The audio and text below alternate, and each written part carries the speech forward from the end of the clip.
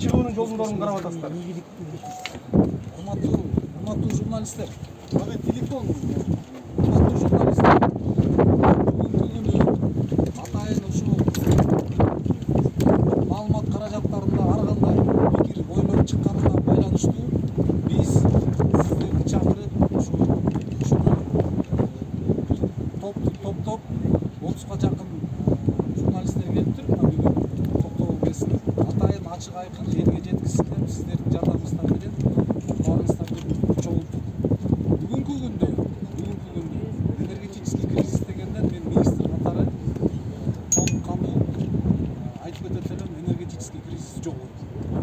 Бүгүнкү күндө кырдаал балким баягы жылдагыдай эле биздин ар кандай себептер менен рабочий моменттер болушу мүмкүн, бирок эч кандай паникага кризис деп айткандан мен эмесмин.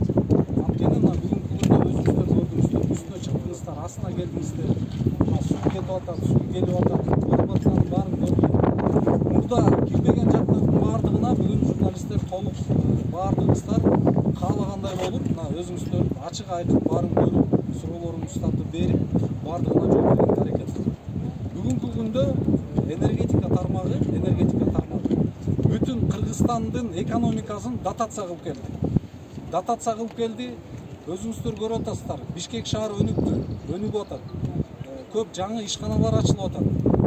Бир эле энергия тармактарында жаңы эчтеке ачылбай эле биз ордубузда туруп калганыбыздын негизи биз бүгүнкү чейин башка биздин экономикабызды башка жагынан биз дотация кылып келдик. Анткени тарифтердин баардыгы ылдый болду. Социаль